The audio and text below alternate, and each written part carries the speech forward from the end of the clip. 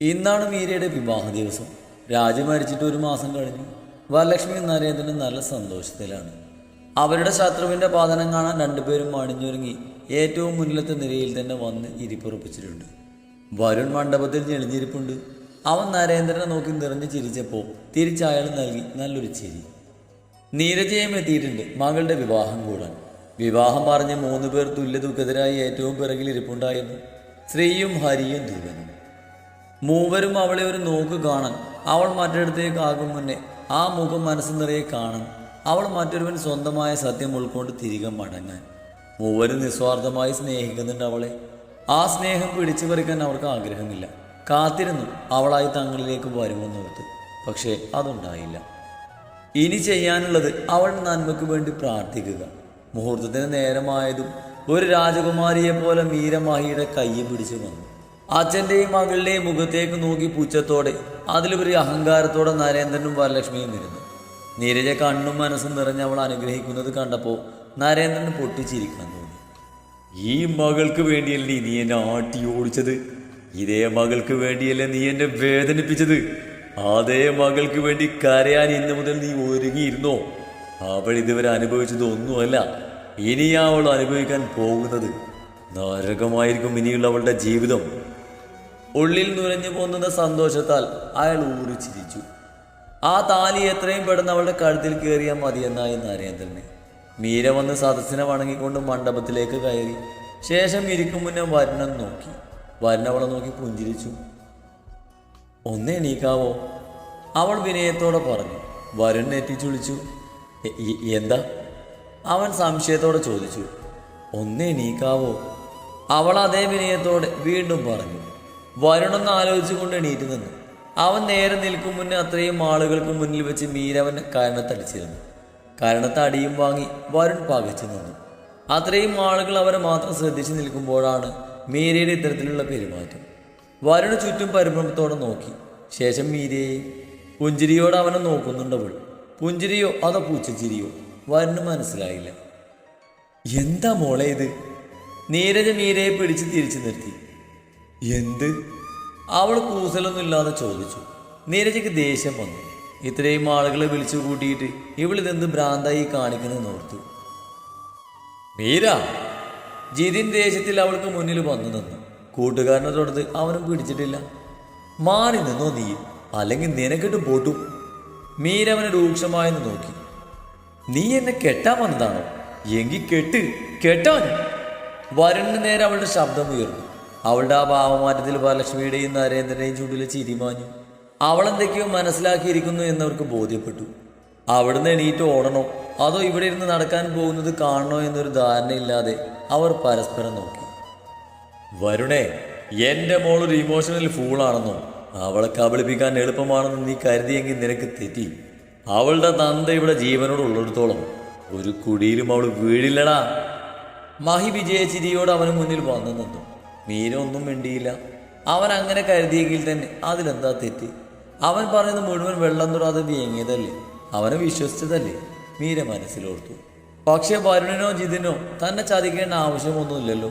അവളുടെ അറിവിൽ ഇങ്ങനെ ഒരു നുണ തന്നോട് പറഞ്ഞതുകൊണ്ട് അവർക്കൊന്നും നേടാനില്ല. അങ്ങനെയാണ് അവൾ ചിന്തിച്ചത്. താൻ കാരണമാണ് ആ ആക്സിഡന്റ് ഉണ്ടായതെന്ന കുറ്റബോധവും താൻ കാരണം അയാൾക്ക് അങ്ങനെ ഒരു കുറവും ഉണ്ടായെന്ന് അറിഞ്ഞപ്പോൾ അവൾ പരിഭ്രമിച്ചു പോയി. കൂടുതലൊന്നും അന്വേഷിച്ചതുമില്ല.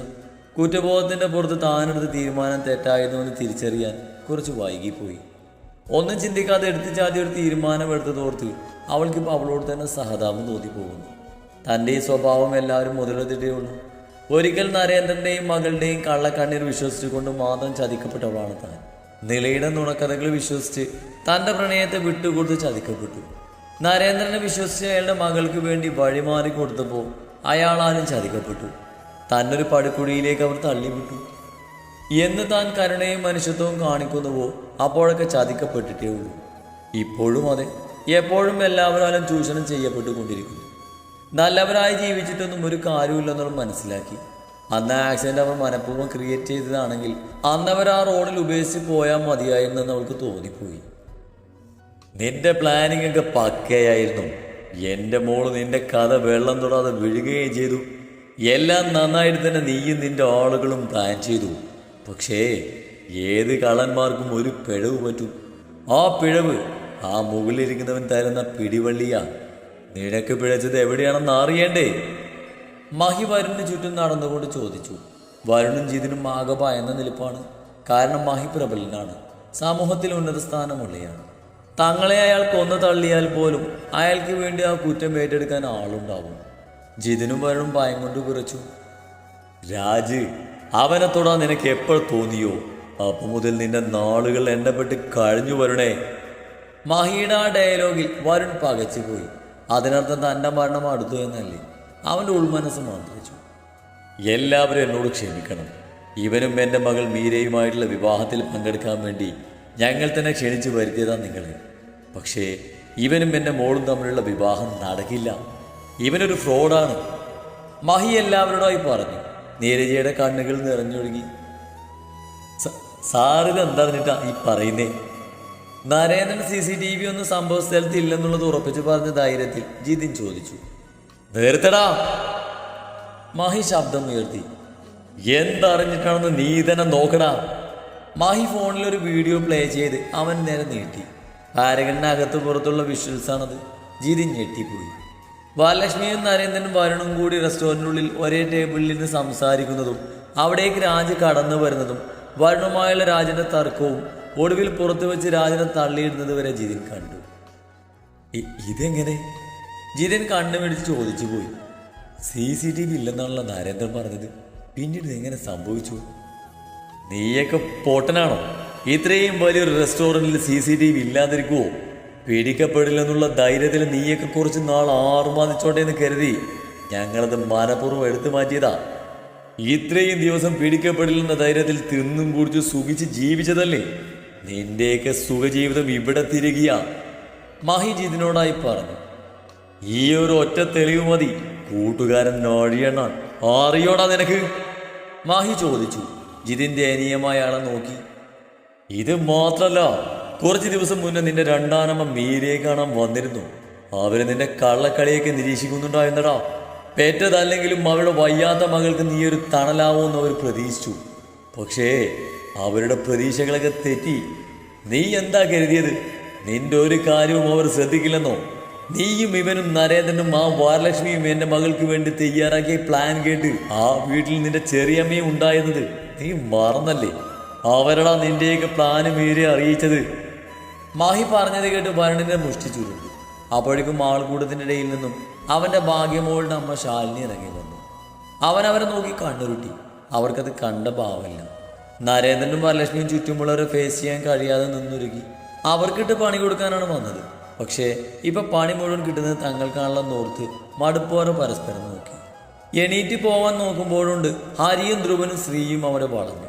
ഡിവോഴ്സ് കഴിഞ്ഞിട്ടും ഒരു തണുപ്പ മടലിൽ പോകുന്ന ഹരിയിൽ മീരയോടൊരു ചായ ഉണ്ടെന്ന് കണ്ടെത്തിയ വരലക്ഷ്മി ഹരിയുമായുള്ള കോണ്ടാക്ട് അവസാനിപ്പിച്ചിരുന്നു. അതിൽ പിന്നെ ഹരിയെ അവരിപ്പോഴാണ് കാണുന്നത്. കേട്ടോ നീരജ്, നിന്റെ ഭർത്താവ് ആദ്യ വിമാരെ വെച്ച് നമ്മുടെ മോളെ കൊല്ലാനാണ് പ്ലാൻ ചെയ്തത്. മഹിയുടെ വെളിപ്പെടുത്തലിൽ നീരജ് ഞെട്ടി. നമ്മുടെ മോളെന്ന മഹിയുടെ പറച്ചിലിൽ നരേന്ദ്രൻ അണപ്പെല്ലാം അമർത്തി കടിച്ചു. നിന്റെ ഭർത്താവിനെ വെച്ച് നോക്കുമ്പോൾ എൻ്റെ മുൻ ഭാര്യയ്ക്ക് കുറിച്ച് മനസാക്ഷിയൊക്കെ ഉണ്ട്. അവൾക്ക് മീരയെ ഒറ്റയടിക്ക് കൊല്ലാൻ താല്പര്യമില്ലത്ര, ഇഞ്ചിഞ്ചായി കൊല്ലണം പോലും. മഹി ചുണ്ടുകൂട്ടി പറഞ്ഞു. വരുൺ മഹിയെ ഇതൊക്കെ നുണയാണെന്ന മട്ടിൽ ദയനീയമായി നോക്കി. ഇതൊക്കെ ഞാൻ പറഞ്ഞതല്ല, നിന്റെ ചെറിയമ്മ തന്നെയാ പറഞ്ഞത്. മഹി അവൻ്റെ നോട്ടം കണ്ട് പറഞ്ഞു. വരുണും ജിതിനും വീട്ടിലിരുന്ന് നടത്തുന്ന ചർച്ചകളിൽ നിന്നും വരലക്ഷ്മിയും നരേന്ദ്രനും 2-3 തവണ അവനെ കാണാൻ വന്നതും പണം കൊടുക്കുന്നതും ഒക്കെ കണ്ട് സംശയം തോന്നിയാണ് അവരുടെ സംസാരങ്ങൾ ശാലിനി ശ്രദ്ധിച്ചു തുടങ്ങിയത്. ശാലിനി പുറമെ സ്നേഹം കാട്ടിയില്ലെങ്കിലും വരുണിനോട് അവർക്ക് സ്നേഹം തന്നെയായിരുന്നു. പക്ഷേ അവൻ്റെ സ്വഭാവവും അവൻ ചെയ്യുന്ന തൊഴിലുമൊക്കെ ശാലിനിയെ ഭയപ്പെടുത്തിയിരുന്നു. കാശിന് വേണ്ടി എന്തും ചെയ്യാൻ മടിക്കാത്തവനൊപ്പം താമസിപ്പിക്കാൻ പോകെ ശാലിനിയും മടിച്ചു. ഇങ്ങനൊരു കാര്യം അറിഞ്ഞപ്പോൾ അപ്പോൾ തന്നെ ശാലിനി മീരയെ അറിയിച്ചിരുന്നു. അവനെ ഇഷ്ടമില്ലാത്ത ചെറിയമ്മ വിവാഹം മുടക്കാൻ വരുന്ന കഥയാണെന്നാണ് ആദ്യം അവൾ കരുതിയത്. പക്ഷേ ആ കഥയിൽ വരലക്ഷ്മിയുടെയും നരേന്ദ്രൻ്റെയും പേര് വന്നപ്പോൾ അവൾക്ക് സംശയം തോന്നി തുടങ്ങി. രാജൻ്റെ മരണത്തോടെ മഹി അവൾക്ക് എല്ലാം ബോധ്യപ്പെടുത്തി കൊടുക്കുകയും ചെയ്തു. അവനെ വിളിച്ച് 2 പൊട്ടിക്കണമെന്നും പോലീസിൽ ഏൽപ്പിക്കണമെന്നുമാണ് ആദ്യം അവൾ കരുതിയത്. പിന്നെ ഇരുന്ന് ചിന്തിച്ചപ്പോൾ അതിലും വലുതൊന്ന് കൊടുക്കാൻ തോന്നിപ്പോയി. വിവാഹം മുടങ്ങാതിരിക്കാൻ വേണ്ടിയല്ലേ അവർ രാജ്യങ്ങളിലെ കൊന്നത്. മുടങ്ങില്ലെന്ന വിശ്വാസത്തിൽ അവർ മുന്നോട്ട് പോട്ടെ എന്നവൾ അങ്ങ് കരുതി. വിളിച്ചു കൂട്ടിയ ജനങ്ങൾക്ക് മുന്നിൽ വെച്ച് തന്നെ അവനിട്ട് കൊടുക്കണമെന്ന് മഹിയാണ് അവൾ ഉപദേശിച്ചത്. അതുവരെ കാക്കുന്നതിൽ മഹിക്ക് മറ്റൊരു ഉദ്ദേശം കൂടി ഉണ്ടായിരുന്നെന്ന് മാത്രം. ഇനി രണ്ടുപേർക്കും ശിഷ്ടകാലം ജയിലിൽ കഴിച്ചു കൂട്ടാം. വരനോടും ജിതിനോടുമായി മഹി പറഞ്ഞതും ജിതിൻ അപ്പോൾ തന്നെ മഹിയുടെ കാലിൽ വീണു. സാർ പ്ലീസ്, ഞങ്ങളുടെ ഭാവി നശിപ്പിക്കരുത്. ജിതിൻ മഹിയുടെ കാലിൽ മുറുകെ പിടിച്ചു. എൻ്റെ മോളുടെ ജീവിതം നശിപ്പിക്കാൻ ഇറങ്ങി തിരിച്ചപ്പോൾ ഈ വേദന നിനക്കില്ലായിരുന്നല്ലോ. പിന്നെ ഞാനെന്തിനും നിന്നോടൊക്കെ കരുണ കാണിക്കണം? പണത്തിന് വേണ്ടി എന്തും ചെയ്യാൻ മടിക്കാതെ നിനക്കൊക്കെ പറ്റിയ സ്ഥലം ജയിലിൽ തന്നെയാ. മഹി അവനെ തട്ടിമാറ്റി തീർത്തു പറഞ്ഞു. വരുന്നൊന്ന് പൊട്ടിക്കരയാൻ തോന്നി. ഇങ്ങനെ പിടിക്കപ്പെടുമെന്ന് അവനും കരുതിയതല്ല. സാർ പ്ലീസ്, ഞങ്ങളുടെ ജീവിത പ്രശ്നം. വരുന്ന അയാൾക്ക് മുന്നിൽ കൈകൾ കൂട്ടി. മതിയാകടാ നിന്റെയൊക്കെ അഭിനയം. നിന്നെയൊന്നും വെറുതെ വിടാൻ ഞാൻ ഉദ്ദേശിച്ചിട്ടില്ല. പോലീസ് വരുന്നുണ്ട്, ബാക്കിയൊക്കെ അവര് തീരുമാനിച്ചോളും. മാഹി പറഞ്ഞതും വരുണും ജിതിനൊന്ന് ഭയന്നു. ഒരാശ്രയത്തിനായി അവർ നരേന്ദ്രനെയും വരലക്ഷ്മിയെയും നോക്കി. രണ്ടുപേരും ആ നിമിഷം തന്നെ മുഖം തിരിച്ചു കളഞ്ഞു. നിങ്ങളുമായി തങ്ങൾക്ക് യാതൊരു ബന്ധവുമില്ലെന്ന ഭാവത്തിലാണ് നരേന്ദ്രനും വരലക്ഷ്മിയും ഇരുന്നത്. അല്ലെങ്കിൽ തന്നെ ഇനിയും വരുണിനെ കൂടെ നിർത്തുന്നത് കൊണ്ട് അവർക്കിനി നേട്ടങ്ങളൊന്നുമില്ലെന്ന് മനസ്സിലാക്കി നരേന്ദ്രനും വരലക്ഷ്മിയും ആ ഭാഗത്തേക്ക് നോക്കിയില്ല. വെറുതെ കാണികളായിരുന്നു രണ്ടുപേരും. അവരുടെ ഭാവമാറ്റം വരുണെന്ന് മനസ്സിലായിരുന്നു. സാർ, ഞങ്ങൾ നിങ്ങളോട് ചെയ്ത നന്ദികേടാണ്. ഇത്രയൊക്കെ സഹായങ്ങൾ ചെയ്തു തന്ന നിങ്ങളോട് ഒരിക്കലും ചെയ്യാൻ പാടില്ലാത്ത ദ്രോഹം ഞാൻ ചെയ്തത്. ഞാനൊന്നും നിഷേധിക്കുന്നില്ല. പക്ഷേ ഇതൊക്കെ ഞങ്ങൾ സ്വന്തം ഇഷ്ടത്തിന് ചെയ്തതാണെന്ന് സാറിന് തോന്നുന്നുണ്ടോ? ഞങ്ങൾക്ക് സാറിനോടോ മേഡത്തോടോ യാതൊരുവിധ മുൻവൈരാഗ്യവും ഇല്ല. നിങ്ങളെ ദ്രോഹിക്കേണ്ട ആവശ്യം ഞങ്ങൾക്ക് ഇല്ലായിരുന്നു. ഇനി തങ്ങൾക്ക് പുറകിൽ നിന്ന് കളിച്ചവർക്ക് വേണ്ടി നിന്നിട്ട് കാര്യമില്ലെന്ന് അവർ മനസ്സിലാക്കി കഴിഞ്ഞിരുന്നു. പാപ സാക്ഷിയാവുന്നതാണ് നല്ലതെന്ന് തോന്നിയവന്. അറിയാമടാ, നീ ഇനി പറഞ്ഞ സമയം കളയണ്ട. ആര് പറഞ്ഞിട്ടാണെന്നും അവരുടെ ലക്ഷ്യം എന്തൊക്കെയാണെന്നും ഞങ്ങൾക്ക് മനസ്സിലായല്ലോ. ഇനി ഒരു ഏറ്റുപറച്ചിലിൻ്റെ ആവശ്യമില്ല. അതുകൊണ്ട് ഇനി നിനക്കൊരു ഗുണം ഉണ്ടാവില്ല. മാഹി പറഞ്ഞു തീർന്നത് കുറച്ച് പോലീസുകാർ അവിടേക്ക് വന്നു. ഒപ്പം ഒരു മുണ്ടും ഷർട്ടും ധരിച്ച അർജുനും. ആ പോലീസുകാർക്ക് മുന്നിലൂടെ അവൻ തലയെടുപ്പോടെ നടന്നു വന്നു. നേരെ വന്ന് വരുണിന്റെ മുന്നിൽ നിന്നു. തൻ്റെ അച്ഛനെ കൊന്നവന് മുന്നിൽ നിൽക്കുമ്പോൾ ഒറ്റയടിക്ക് അവനെ കൊല്ലാൻ അവൻ്റെ ഉള്ളിലെ മകൻ്റെ മനസ്സ് വെമ്പൽ കൊണ്ടു.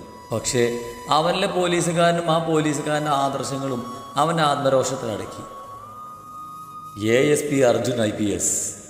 അർജുൻ അവൻ്റെ കണ്ണുകളിലേക്ക് ഉറ്റുനോക്കി താൻ ആരാണെന്ന് മനസ്സിലേക്ക് കൊടുത്തു വരുണിന്. വരുണിൻ്റെ കണ്ണുകളൊന്നും പിടച്ചു, കൈകാലികൾ വിറച്ചു. തൻ്റെ അച്ഛനെ കൊന്നവന് മുന്നിൽ നിൽക്കുമ്പോഴുള്ള ഭാവമല്ല അവനെന്ന് വരുൺ ശ്രദ്ധിച്ചു. അർജുൻ്റെ മുഖത്തെ ഭാവം എന്താണെന്ന് അവന് വ്യക്തമാവുന്നില്ല. അന്ന് രാജനെ തള്ളിയിട്ട് കൊല്ലുമ്പോൾ അയാൾക്ക് ഇങ്ങനെയൊരു മകനുണ്ടോന്നോ, അവൻ പോലീസാണെന്നോ, ഇതുപോലൊരു ദിവസം അവന് മുന്നിൽ കുറ്റവാളിയായി നിൽക്കേണ്ടി വരുമെന്നോ ഒന്നും വരുൺ ചിന്തിച്ചിരുന്നില്ല. സാറേ, എൻ്റെ അനിയത്തിയുടെ ഓപ്പറേഷൻ നടത്താൻ വേണ്ടിയാ, അവളുടെ ജീവൻ രക്ഷിക്കാൻ വേണ്ടിയാ ഇതുപോലൊരു ചരിത്രത്തിന് ഇറങ്ങി തിരിച്ചത്. ഭാഗ്യമോളെ രക്ഷിക്കാനും ഞങ്ങൾക്ക് സുഖമായി ജീവിക്കാനും കണക്കിൽ കൂടുതൽ പണം തരാമെന്ന് വരലക്ഷ്മി മാഡം പറഞ്ഞപ്പോൾ കണ്ണ് മഞ്ഞളിച്ചു പോയി. അത്യാഗ്രഹം തോന്നിപ്പോയി. മേഡത്തിനെയും മഹിസാറിനെയും അടുത്തറിഞ്ഞപ്പോൾ അവരെ ചതിക്കണമെന്ന് കരുതിയതാ. പക്ഷെ എല്ലാ മഹിസാറിനെയും മകളെയും അറിയിക്കുമെന്ന് പറഞ്ഞ് അന്ന് അവർ ആ റെസ്റ്റോറൻറ്റിൽ വെച്ച് ഭീഷണിപ്പെടുത്തിയപ്പോൾ എനിക്ക് വേറെ വഴിയില്ലായിരുന്നു. രാജസാറിനെ കൊല്ലണമെന്നും എനിക്കില്ലായിരുന്നു സാറേ. രാജസാറ് മഹിസാറിനെ എല്ലാം അറിയിക്കുമെന്ന് പറഞ്ഞപ്പോൾ അന്നേരത്തെ ടെൻഷനിൽ അറിയാണ്ട് പിടിച്ച് ഉന്തിയതാ. രാജസാറ് മരിച്ചു പോകുന്നത് ഞാൻ സ്വപ്നത്തെ പോലും കരുതിയതല്ല. പ്ലീസ്, എന്നോട് ക്ഷമിക്കണം. എന്നെ അറസ്റ്റ് ചെയ്യരുത്. ഞാൻ എൻ്റെ അനിയത്തിക്ക് വേണ്ടി ചെയ്തു പോയതാ. എന്നെ രക്ഷിക്കണം. വരുൺ പൊട്ടിക്കരഞ്ഞുകൊണ്ട് അർജുൻ്റെ കാലിൽ വീണു. അവൻ പറഞ്ഞതൊക്കെയും സത്യമായിരുന്നു. ഇതൊക്കെ കേട്ട് ആൾക്കൂടത്തിനിടയിൽ നിന്ന് ശാലിനിയുടെ കണ്ണും നിറഞ്ഞിരുന്നു. തൻ്റെ മകൾക്ക് വേണ്ടിയാണ് അവനൊരു എംബോക്കിയായി മാറിയതെന്ന് തിരിച്ചറിവ് അവരെ വല്ലാതെ വ്രണപ്പെടുത്തി. പക്ഷെ വരുണിൻ്റെ ഏറ്റുപറച്ചിലിൽ തീരാവുന്ന നഷ്ടമല്ല ബാക്കിയുള്ളവർക്കും ഉണ്ടായത്. ക്ഷമിക്കാൻ ആരും തയ്യാറല്ല. പോലീസുകാർ വരുണിനെ വിലങ്ങി വെച്ചു. ഗൂഢാലോചന കുറ്റത്തിന് ജിതിനെയും അറസ്റ്റ് ചെയ്തു. ജിതിൻ തലകുനിച്ച് നിന്നല്ലാതെ ഒരക്ഷരം മിണ്ടിയില്ല. ഇത് തങ്ങൾ ചോദിച്ചു വാങ്ങിയ വിധിയാണെന്ന് അവനറിയാം. ഞങ്ങളെ മാത്രം അറസ്റ്റ് ചെയ്യുന്ന എന്തിനാ? ഞങ്ങൾക്ക് ആർക്കും വേണ്ടാത്ത പട്ടികളായതുകൊണ്ടാണോ? ഞങ്ങളൊക്കെ വെറും കളിപ്പാവകൾ. ഇവരല്ലേ ഞങ്ങളെ കൊണ്ട് ഇതൊക്കെ ചെയ്യിപ്പിച്ചത്? ശത്രുതയും ഇവർക്ക് പ്ലാൻ ചെയ്തതും ക്യാഷ് ഇറക്കിയത് ഇവര്. ആ ക്യാഷ് വാങ്ങി ജോലി ചെയ്ത് ഞാൻ ഒന്നാം പ്രതി. ഇത് എവിടുത്തെ നിയമം? അവരൊക്കെ ഉന്നതരായതുകൊണ്ടാണോ അറസ്റ്റ് ചെയ്യുന്നെങ്കിൽ അവരെയും കൂടി അറസ്റ്റ് ചെയ്യണം സാറേ. തങ്ങളെ വിലങ്ങി വെച്ചിട്ടും കല്ലുപോലെ ഇരിക്കുന്ന വരലക്ഷ്മിയെയും നരേന്ദ്രനെയും കണ്ട് വരുൺ പോലീസുകാരോട് പൊട്ടിത്തെറിച്ചു. വരലക്ഷ്മി അവനെ നോക്കി പല്ല് കടിച്ചു. അവനോ പൊട്ടു. ഞങ്ങളെ കൂടി എന്തിനെ പേടുത്തിയെന്ന മട്ടില്. അതോർത്ത് നീ വിഷമിക്കണ്ട. പങ്കെടുത്ത എല്ലാവർക്കും പ്രോത്സാഹന സമ്മാനമുണ്ട്. മാഹി പുച്ഛത്തോടെ പറഞ്ഞു. അർജുൻ കൂടെ നിന്ന പോലീസ് ഉദ്യോഗസ്ഥനൊന്ന് നോക്കിയപ്പോൾ തന്നെ അയാളും കുറച്ച് പോലീസുകാരും വരലക്ഷ്മിയെയും നരേന്ദ്രനെയും വളഞ്ഞു. ഒരു വനിതാ പോലീസുകാർ വരലക്ഷ്മിയുടെ അടുത്ത് നിന്ന് മാറാതെ നിന്നു. ഇതെന്ത് തോന്നിയാസാ ഇത്? കണ്ണിൽ കണ്ടവന്മാരൊക്കെ എന്തെങ്കിലും വിളിച്ചു പറഞ്ഞെന്ന് കരുതി ഞങ്ങൾ അറസ്റ്റ് ചെയ്യാൻ എന്ത് അധികാരം നിങ്ങൾക്കുള്ളത്? വരലക്ഷ്മി ചേറി. ഒരാളെ കണ്ണൊന്ന് സംസാരിച്ചെന്ന് വെച്ച് അവൻ എന്ത് പ്രോക്കരത്തരം ചെയ്താലും അതിന് ഞങ്ങൾ കൂട്ടുപ്രതിയാകൂ? അത് എവിടുത്തെ നിയമം? ആ റെസ്റ്റോറൻറ്റിൽ വെച്ച് ഒരിക്കലും സംസാരിച്ച പരിചയമല്ലാതെ ഇവൻ ഏതാണെന്ന് പോലും ഞങ്ങൾക്കറിയില്ല. നരേന്ദ്രൻ കളം മാറ്റി ചവിട്ടി. നോണയാ സാറേ, ഇവരാ എല്ലാത്തിൻ്റെയും ബ്രെയിന്. അത് തെളിയിക്കാൻ എന്ത് വേണമെങ്കിലും ഞാൻ തരാം. ഇവരെനിക്ക് തന്ന ലക്ഷങ്ങളുടെ bank transfer history, call recording, ഞങ്ങൾ ഒരുമിച്ചുള്ള ഫോട്ടോസ്, വീഡിയോസ് എല്ലാവരും സേഫ്റ്റിക്ക് വേണ്ടി ഞാൻ സൂക്ഷിച്ച് വെച്ചിട്ടുണ്ട്. സാക്ഷിയായി എൻ്റെ ചെറിയമ്മയുണ്ട്. ഈ ഫ്രണ്ടും ഉണ്ട്. രാജസാറിനെ ഇവർ പറഞ്ഞിട്ടാണ് ഞാൻ കൊന്നത്. ഇവരാണെന്ന് റെസ്റ്റോറൻറ്റിൽ വെച്ച് എന്നോട് ആവശ്യപ്പെടുന്നത്. അവസാനം വരുൺ പറഞ്ഞത് കേട്ട് വരലക്ഷ്മി ഞെട്ടി. രാജനെ തടയാൻ മാത്രമേ അവർ പറഞ്ഞിരുന്നുള്ളൂ. വരലക്ഷ്മിക്കൊന്നും നിഷേധിക്കാൻ പോലും കഴിയാതെ അവിടെ നിന്ന് വീർത്തു. ഇത്രയൊക്കെ ചെയ്തു വെച്ച് ഇവരാണോ ഞാനാണോ ഒന്നാം പ്രതി? പകയോടെ വരലക്ഷ്മിയെ നോക്കി വരുൺ പോലീസുകാരോട് പറഞ്ഞു. വരുണിൻ്റെ മൊഴിയുടെ അടിസ്ഥാനത്തിൽ പോലീസിനെ കുറച്ചധികം സംശയങ്ങളുണ്ട്. ഞങ്ങൾക്ക് നിങ്ങളിൽ നിന്നും ചില കാര്യങ്ങൾ ചോദിച്ചറിയാനുണ്ട്. ഇപ്പോൾ നിങ്ങളുമായി സഹകരിച്ചില്ലെങ്കിൽ വാറണ്ടുമായി വരേണ്ടി വരും. അപ്പം ഞങ്ങളുടെ രീതി ഇങ്ങനെ ആയിരിക്കില്ല.